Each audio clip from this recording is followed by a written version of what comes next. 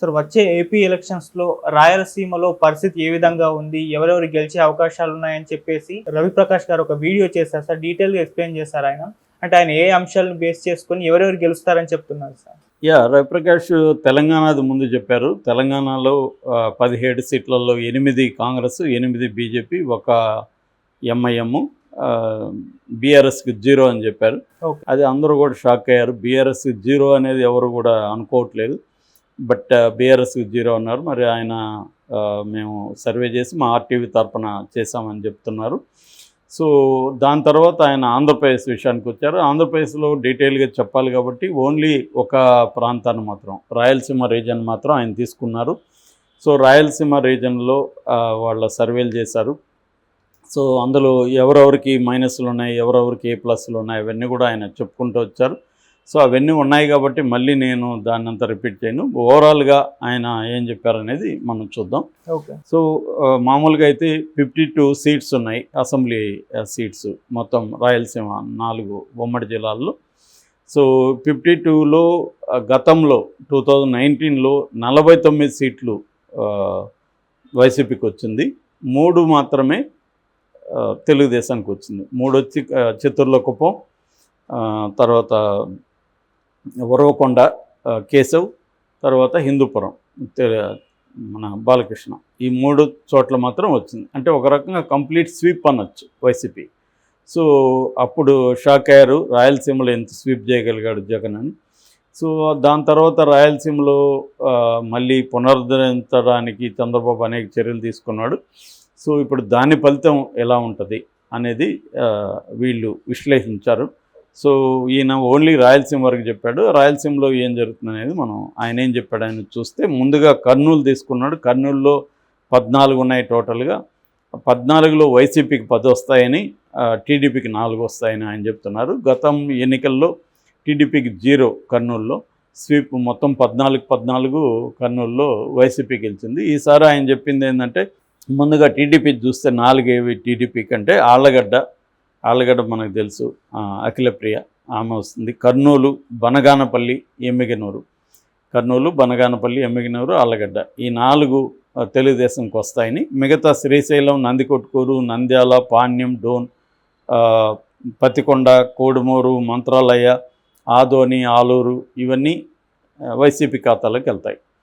ఇక అనంతపురంలో ఒక 6, 8, 14 ఉన్నాయి అనంతపురంలో కూడా. అందులో లాస్ట్ 14లో 12 వైసీపీకి వచ్చాయి, 2 టీడీపీకి వచ్చాయి. అయితే ఇప్పుడు టీడీపీ చాలా బలం పుంజుకుందని ఈయన చెప్తున్నాడు. టీడీపీకి 8 సీట్లు వస్తాయి, వైసీపీకి 5 మాత్రం వస్తాయి అని చెప్తున్నాడు. కాంగ్రెస్కి ఎవరు చెప్పలే ఇప్పటివరకు. కాంగ్రెస్కి ఈయన 1 వస్తుంది. మడకశిరలో కరికర సుధాకర్ అని ఉన్నాడు, ఆయన కాంగ్రెస్ నుంచి గెలుస్తారని ఈయన చెప్పారు. సో ఈయన చెప్పిన దాని ప్రకారం వైసీపీకి తాడిపత్రి, అనంతపురం, రాప్తాడు, పుట్టపర్తి, ధర్మవరంలో కేతిరెడ్డి, రాప్తాడులో ప్రకాష్, తోపుదుర్తి ప్రకాష్, అక్కడ సునీత ఓడిపోయే అవకాశం ఉంది. సో ఈయన చెప్పింది తాడిపత్రి, అనంతపురం, రాప్తాడు, పుట్టపర్తి, ధర్మవరం, ఈ 5 వస్తాయని. అక్కడ టీడీపీకి సంబంధించి 8 ఏవేవి అంటే రాయదుర్గం, ఉరవకొండ, గుంతకల్లు, సింగనమల, హిందూపురం, కళ్యాణదుర్గం, పెనుగొండ, కదిరి, ఇవన్నీ కూడా. ఇది కొంత సంచలనమే. అనంతపురంలో ఎంత మారిందా అనేది చూడాలి, మరి ఏం జరుగుతుందో చూడాలి అక్కడ. ఇక చిత్తూరులో ఈక్వల్ 14 ఉన్నాయి. అక్కడ వైసీపీకి 7, తెలుగుదేశానికి 7 వస్తాయనేది ఆయన చెప్తున్నాడు. తెలుగుదేశం అంటే కూటమి ఇక్కడ అర్థం. సో వైసీపీ ఏదంటే మదనపల్లి వస్తుంది, పొంగనూరులో పెద్దిరెడ్డి రామచంద్రరెడ్డి, చంద్రగిరి మోహిత్ రెడ్డి, మన చెవిరెడ్డి భాస్కర్ రెడ్డి కొడుకు, అట్లాగే తిరుపతి అభినయ్ రెడ్డి, బోమన కరుణాకర్ రెడ్డి కొడుకు, సత్యవేడు, గంగాధర్ నెల్లూరు, పూతలపట్టు, ఇవి 7 వైసీపీకి. ఇక టీడీపీకి నగిరిపోతుంది, అంటే రోజా ఓడిపోతుంది, భానుప్రకాష్ గెలుస్తాడు. తంబలపల్లి, పీలేరు, కాళహస్తి, నగరి, పలమనేరు, కుప్పం, చిత్తూరు, ఈ 7 టీడీపీకి అని చెప్తున్నాడు. ఇక్కడ కూడా ఒక అంటే ఇది నమ్మాలా లేదన్న ఫీలింగ్ అయితే వస్తుంది. ఎందుకంటే గతంలో 14కి 13 వైసీపీకి వస్తే ఇప్పుడు 7 వెళ్ళిపోయినాయి. అంటే 13లో 7 వెళ్ళిపోయినాయి. అంత ఘోరమైన పరిస్థితి ఉందా చిత్తూరులో? ముఖ్యంగా నగిరిలో టైట్ ఉందనేది అందరూ చెప్తున్నారు. కాళహస్తి నగిరి అనేది అందరూ చెప్తున్నారు. కుప్పం కూడా ఓకే. కానీ పలమనేరు, చిత్తూరు, పీలేరు, తంబలపల్లి, నిజానికి తంబలపల్లి కొంత వీక్ అంటున్నారు తెలుగుదేశంకి. కానీ ఈయన అవన్నీ కూడా చెప్పేస్తాడు, మరి చూడాలి. ఇక కడపలో 10 ఉన్నాయి. 10లో టీడీపీ 3 వస్తాయని. కడపలో కూడా స్వీపింగ్ అనమాట. 100% కడపలో 2019లో వచ్చాయి. మరి ఈసారి కడపలో 3 సీట్లు తెలుగుదేశానికి అంటున్నాడు. రాజంపేట, తర్వాత పొద్దుటూరు, మైదుకూరు. పొద్దుటూరులో టైట్గా ఉందనేది వచ్చాయి వార్తలు, వేరే వాళ్ళు కూడా చెప్పారు. ఈయన పొద్దుటూరు ఖచ్చితంగా టీడీపీ గెలుస్తుందని చెప్తున్నాడు. ఇట్లా వైసీపీ ఏమో బద్వేలు, కడప, పులివెందుల జగన్ కాబట్టి జగన్ కొద్దిగా మెజార్టీ తగ్గుతుందని కూడా చెప్పాడు. ఎందుకంటే జగన్కి షర్మిలా ఫ్యాక్టర్ కొంత పనిచేస్తుందని, అట్లాగే అక్కడ రైతుల్లో కూడా కొంత వ్యతిరేకత ఉందనేది రవిప్రకాష్ చెప్పారు. సో అయినప్పటికీ కూడా ఆయన విజయాన్ని ఎవరు ఆపలేరు అని చెప్పారు.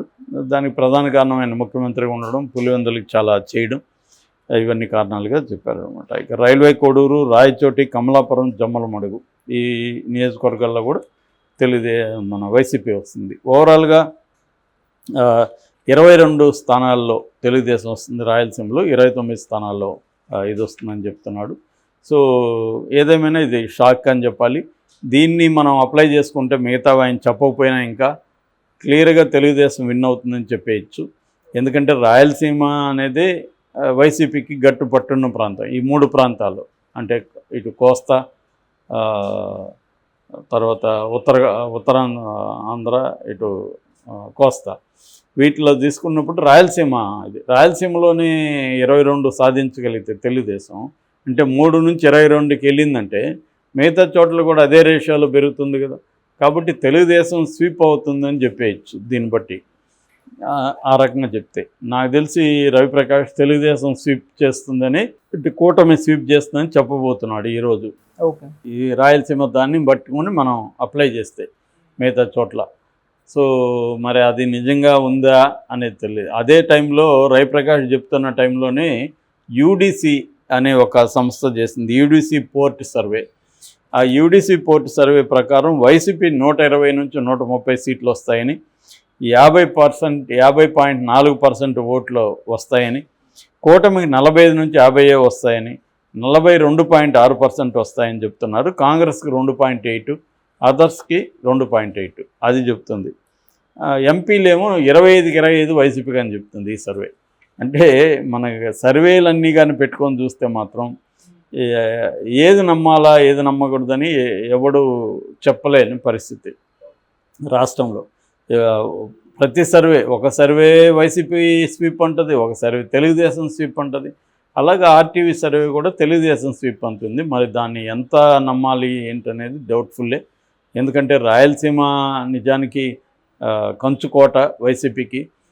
ఇంకా ఇప్పుడు బీజేపీ కూటమిలో చేరడం వల్ల రాయలసీమలో మెజారిటీగా ఉన్న ముస్లింలు కూడా బీజేపీకి కూటమికి యాంటీ అయ్యారనే వార్తలు వస్తున్న సందర్భంలో ఈయనేమో రివర్స్లో చెప్తున్నాడు 22 అక్కడ వస్తాయని అంటున్నాడు. అక్కడ 22 వస్తే ఇంకా గెలిచిపోయినట్టే తెలుగుదేశం కూటమి. సో మరి ఆ స్థాయి ఉందా అక్కడ? రవిప్రకాష్ జోస్యం ఎంతవరకు అవుతుంది? ఎందుకంటే రవిప్రకాష్ ముందు నుంచి కూడా జగన్కి యాంటీ అనే విషయం అందరికీ తెలుసు. సో ఆ యాంగిల్లో జగన్కి ఎందుకు మనం ఉపయోగపడాలి అని చెప్పి తెలుగుదేశంకి అనుకూలంగా చెప్తున్నాడా, లేదు నిజంగానే ఆయన సర్వేలో ఈ విషయాలు బయటకు వచ్చాయా, ఆయన సర్వే మెథడ్ ఏంటి, ఇవన్నీ తెలీదు. ఏదేమైనా రవిప్రకాష్ రాయలసీమ చెప్పిన దాన్ని బట్టి అయితే ఖచ్చితంగా అధికారం కూటమికే వస్తుంది. మిగతావి మనం వినాల్సిన అవసరం లే. రాయలసీమ అనేది చెప్పేస్తుంది మొత్తం. మేబీ అందుకని ఆయన దాంతోనే స్టార్ట్ చేసినట్టుగా కూడా అర్థం చేసుకోవచ్చు.